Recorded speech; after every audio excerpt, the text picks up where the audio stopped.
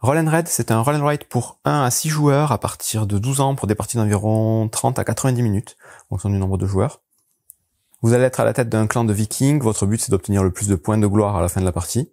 Chaque joueur va avoir une petite feuille comme celle-ci, et vous allez essayer de marquer des points en construisant des bateaux, construisant des armes, recrutant des soldats, en les sacrifiant, en essayant de créer des habitations pour vous donner des petits bonus, et surtout en essayant de faire des raids dans différentes villes d'Europe qui vont vous rapporter des points en fin de partie.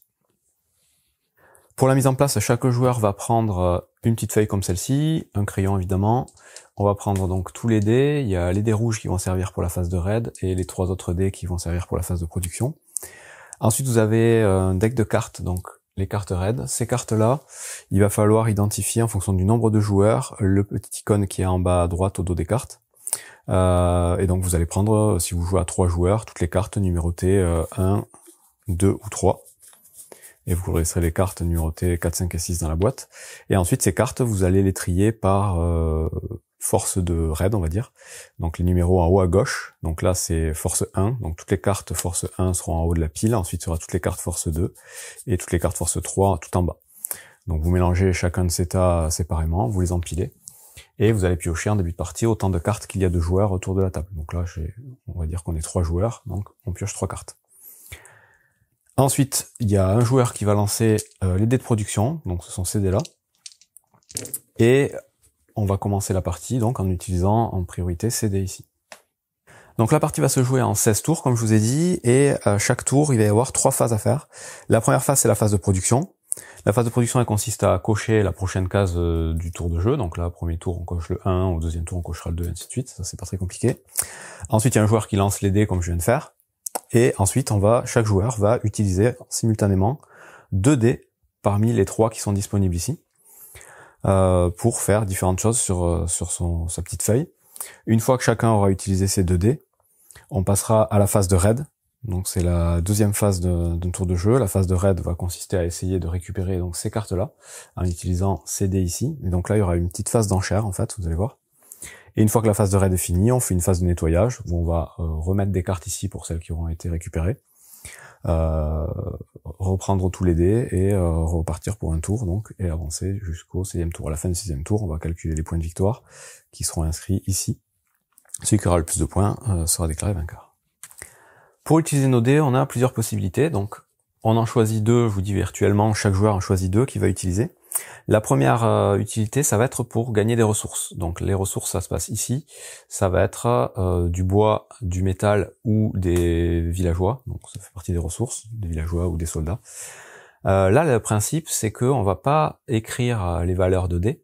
On va juste regarder leurs valeurs et regarder jusqu'où on va avec ces valeurs. Donc par exemple là, si je prends le D6, c'est la piste grise ici. Je vais compter à partir de la première case vide 6 points, donc 1, 2, 3, 4, 5, 6, donc j'arrive jusqu'ici. Donc j'écris pas, mais du coup je vais regarder le nombre de ressources dans les hexagones blancs que je gagne. Donc là pour le coup je gagnerai juste une hache, parce qu'on est en début de partie. Plus tard je vais pouvoir gagner d'autres ressources ici que je vais devoir indiquer d'une autre façon, je vais vous expliquer, on va pouvoir remplir ces cases d'un certain type de ressources.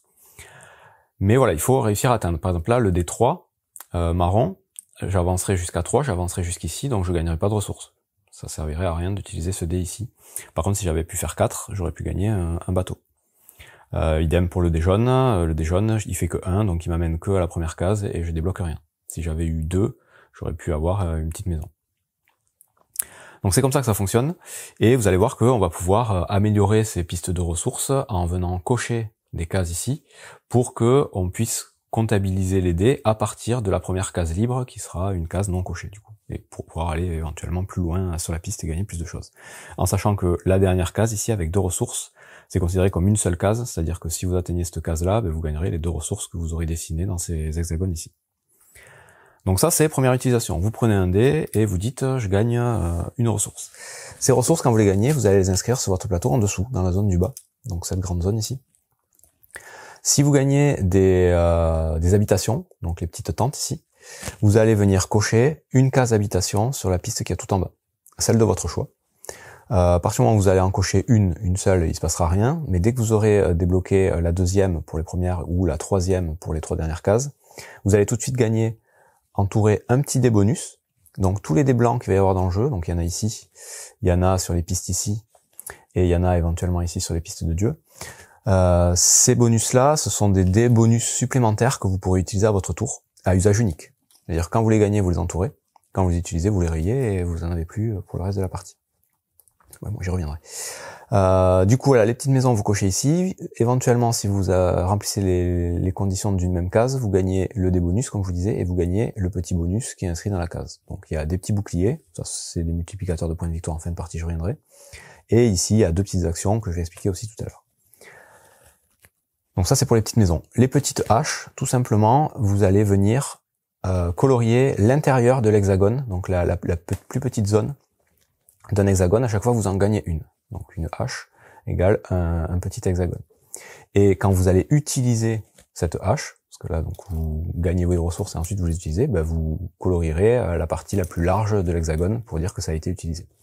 Quand on va gagner une hache, un personnage ou un bateau, les premiers ce seront obligatoirement les hexagones qui sont adjacents à l'icône, donc en haut à gauche, et ensuite ce sera toujours adjacent aux hexagones qu'on a déjà gagné.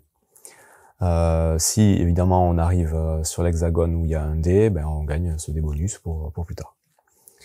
Donc ça c'est pour les haches, exactement la même chose pour les bateaux. Vous allez colorier le premier bateau ici, ou le deuxième si vous en gagnez deux d'un coup. Et c'est à peu près tout, donc c'est comme ça qu'on gagne les ressources. Autre utilisation du dé jaune particulièrement, au lieu d'utiliser sur la piste de ressources ici pour gagner des ressources, donc maison, hache ou bateau, maison, hache ou bateau, vous allez pouvoir l'utiliser directement dans la zone ici de villageois pour gagner autant de villageois que la valeur du dé. Donc là ce serait 1, donc je colorierai toujours le même principe, le petit hexagone le plus proche de l'icône, 1. Si j'avais fait 4 par exemple, j'aurais pu colorier 4 hexagones. Donc adjacents tous en commençant par en haut à gauche, mais comme je veux. Donc deuxième utilisation du coup d'un dé. Autre utilisation des dés, ça va être sur la piste d'amélioration. Donc c'est les petits engrenages ici, c'est cette petite piste. Ici, on ne peut utiliser que des dés de valeur supérieure ou égale à 4. Donc là, pour le coup, si je reste dans cet exemple, en ayant modifié le jaune, je pourrais utiliser le jaune ou le gris, peu importe lequel. Et ici, j'ai plusieurs possibilités pour utiliser ces dés.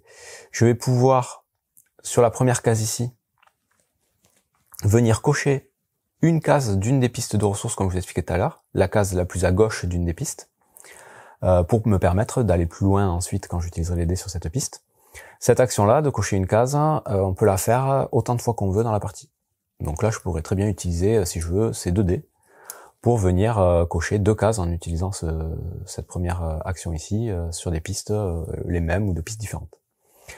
La deuxième, troisième et quatrième case ici, ça va être des actions qui vont être limitées en nombre d'utilisations. Donc chaque éclair est considéré comme une utilisation du bonus.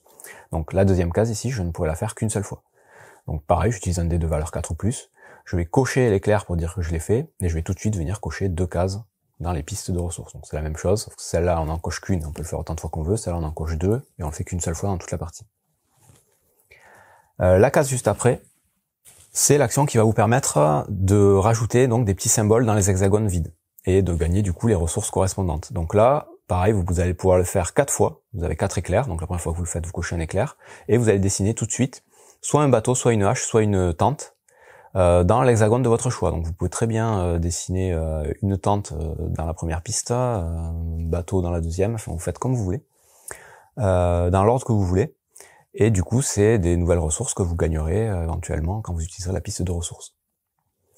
La dernière case, vous allez pouvoir le faire 2 fois, ça va vous permettre de, à chaque fois que vous l'utilisez, de noter 1-0 dans les pistes de Dieu ici, dans la case la plus en bas de la piste. Donc on commence, ces pistes-là vont se remplir de bas en haut, et à chaque fois vous allez mettre une valeur d'un dé compris de 0 à 6. Donc du coup j'explique en même temps cette action-là.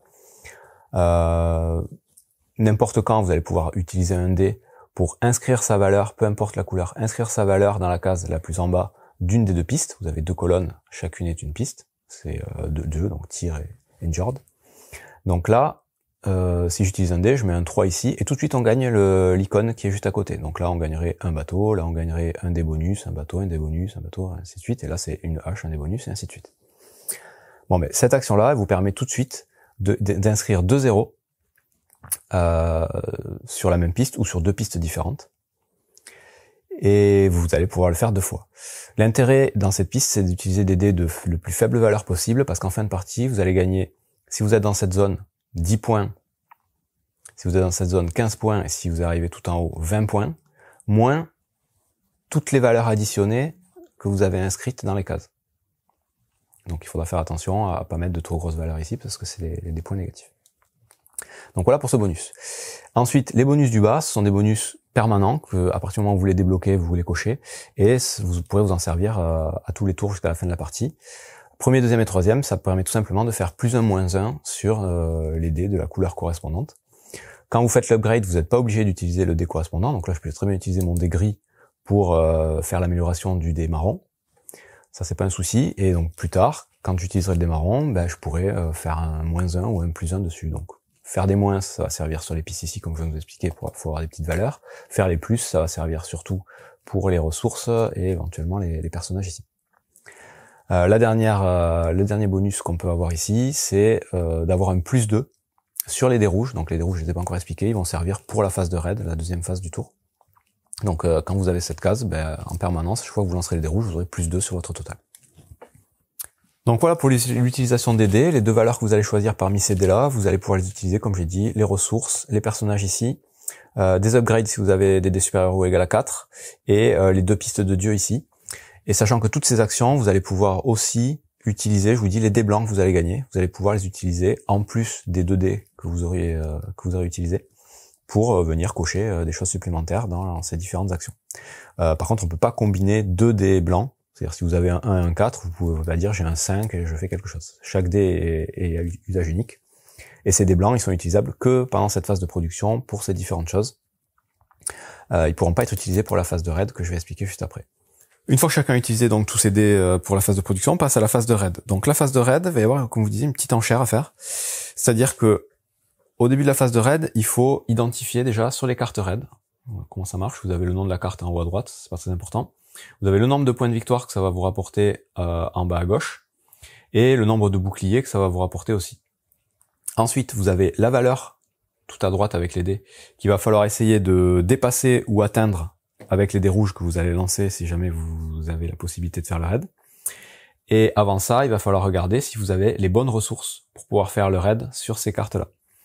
Les ressources, les valeurs de gauche, à chaque fois, ce seront les valeurs qu'il va falloir quand on est dans la phase d'hiver, et les valeurs de droite, ce sont les valeurs qu'il faudra avoir quand on est dans la phase d'été. Et ces phases-là, en fait, elles sont indiquées sur le compteur de tours. Vous avez les tours 1, 2, 3, 4, 9, 10, 11, 12 qui sont des tours d'hiver. Vous avez le petit flocon de neige ici. Et 5, 6, 7, 8, 13, 14, 15, 16 qui sont les tours d'été. Donc là, si on est au premier tour, phase d'hiver, on va regarder les valeurs de la colonne de gauche. Donc il faut pouvoir avoir ces choses disponibles sur notre plateau, dans nos réserves. Donc là, il faut 2 personnages dans notre réserve de personnages, 1 bateau dans notre réserve de bateau et 4 haches dans notre réserve de haches. Donc il faut y aller quand même. Et à partir du moment où on a identifié ça, chacun fait ça de son côté, on identifie, il va y avoir une phase d'enchère, donc on va considérer que les cartes sont numérotées, donc 1, 2 et 3. Et on va faire un compte à rebours, et à la fin du compte à rebours, il va falloir que chaque joueur indique avec ses doigts quelle carte il veut essayer de raider, donc sur quelle carte il veut attaquer. Donc là, si je montre 3, c'est-à-dire que moi, je veux aller attaquer celle-là. Si je suis le seul à avoir indiqué la carte 3, bon, mais dans ce cas-là, je vérifie une dernière fois que j'ai bien toutes les conditions. Si je les ai, je les dépense. Je suis obligé de dépenser, du coup, là, mes 3 bonhommes, mes 2 bateaux et ma hache. Je les raye de mon petit plateau. Et je récupère la carte. Et je vais tout de suite pouvoir lancer les dés pour essayer de réussir mon raid, donc en faisant une valeur supérieure ou égale à 7. Donc là j'ai fait 4, c'est mort, mais je vais avoir la possibilité de modifier ces choses-là, je vais vous expliquer après comment. Si au bout du compte j'arrive pas à atteindre la valeur, bon ben la carte elle reste là, j'ai pas réussi à faire le raid, tant pis pour moi. Si j'ai réussi à atteindre ou dépasser la valeur, la carte je la récupère à côté de ma petite feuille, et je la conserve pour la fin de la partie, ça me servira à gagner des points. Ensuite, si au moment de l'enchère, par exemple on est 2 à avoir indiqué la carte 1, donc 2 ou plus d'ailleurs, on peut tous indiquer la même carte. Dans ce cas-là, il va falloir se battre entre joueurs et refaire une phase d'enchère où on va recompter jusqu'à 3 pour indiquer cette fois le nombre de personnages qu'on est prêt à sacrifier en combat contre les autres joueurs. Donc par exemple, moi je dis 5, il faut que je les ai évidemment. Je vais devoir rayer mes 5 personnages. Si mon adversaire qui veut faire un raid sur la même carte que moi a dit 3, mais il va rayer ces 3 personnages, mais il aura perdu. Donc c'est moi qui aurai la possibilité de tenter le raid sur cette carte, et la personne qui a perdu, tant pis pour elle, elle pourra pas faire de raid à ce tour-ci. Donc c'est un peu punitif, mais ça crée de l'interaction. Donc pour un roll and write, c'est assez rare. On va pouvoir là interagir entre les joueurs pour essayer de cibler les cartes qui nous intéressent. Donc celui qui remporte l'enchère, du coup, même chose, il va pouvoir essayer de lancer les dés pour voir s'il arrive à atteindre ou dépasser la valeur. Donc là il fait 7, il fallait faire 7 ou plus, c'est bon pour lui, il récupère la carte, il aura 5 points en fin de partie et les 2 boucliers. Voilà pour la phase de raid. Une fois que chacun a essayé de faire des raids ou pas sur les cartes, on passe à la phase de nettoyage. La phase de nettoyage, elle consiste tout simplement à piocher des nouvelles cartes pour les rajouter et qu'il y en ait toujours le même nombre que le nombre de joueurs pour le prochain tour.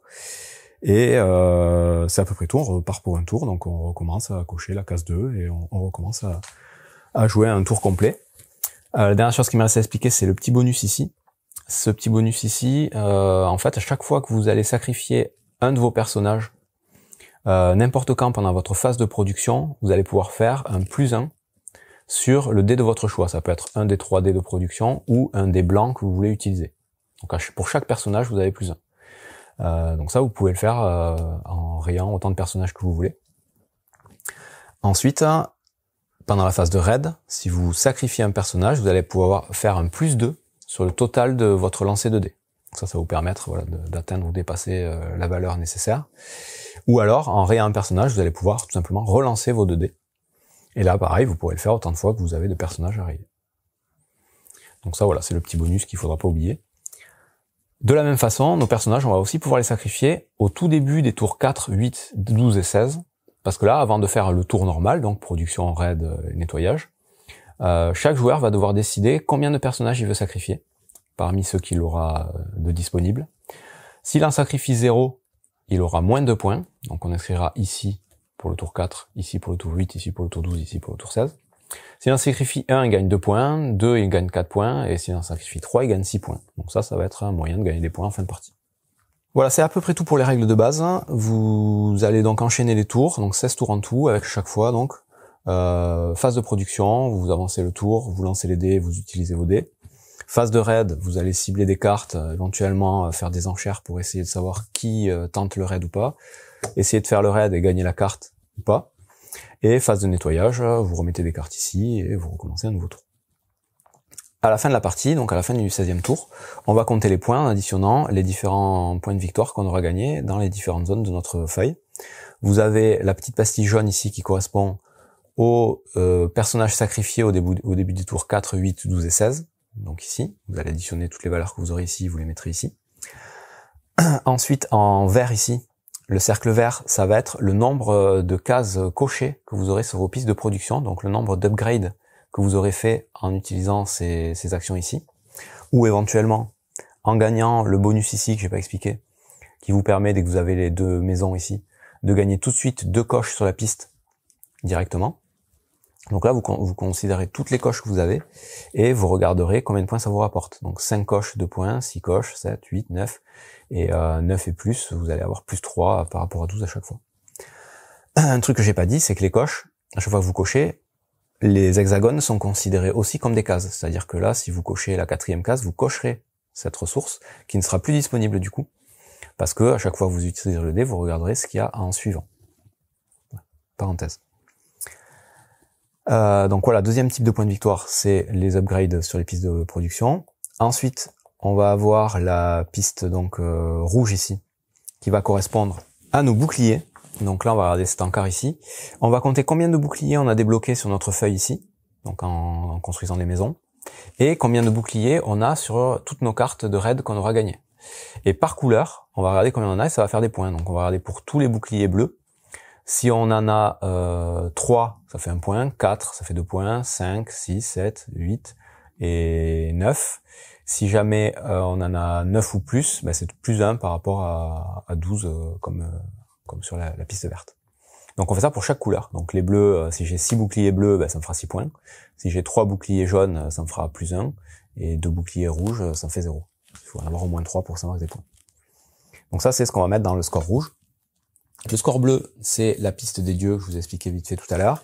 Donc là, vous allez regarder à quelle case vous êtes arrivé. Dans la zone où vous êtes arrivé, vous regardez les points de victoire qu'il y a en haut.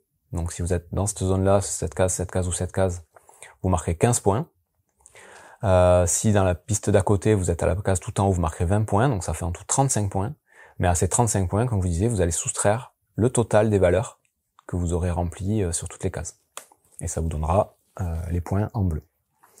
Et les derniers points qu'on va marquer, c'est tout simplement le total des points de victoire des cartes raids qu'on aura gagnées. Donc là, les premières cartes, ça vaut 5 points.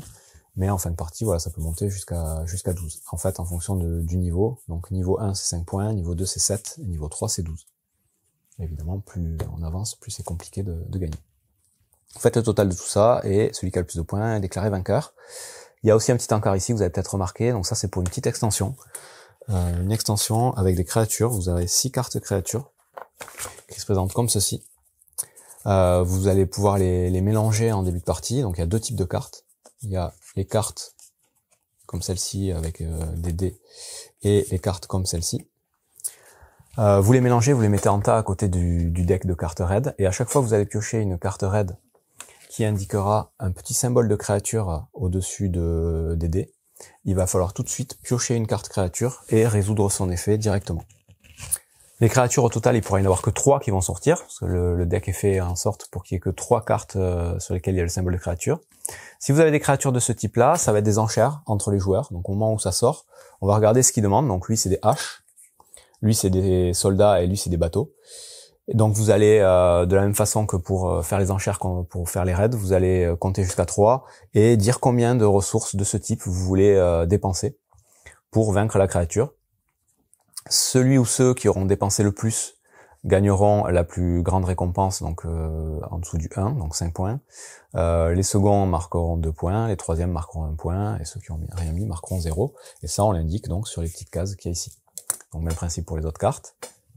Le deuxième type de monstre va vous demander, là c'est chaque joueur qui décide de faire ce qu'il veut, c'est pas vraiment une enchère, de dépenser donc une ressource pour avoir la possibilité de lancer un dé, et en fonction du résultat, gagner les ressources correspondantes. Donc là, si vous décidez de payer une hache, vous allez pouvoir lancer le dé, et en fonction du résultat, vous allez gagner soit rien, soit 2 haches, soit 3 haches, soit 4 haches. Et c'est exactement le même principe avec les personnages et les bateaux.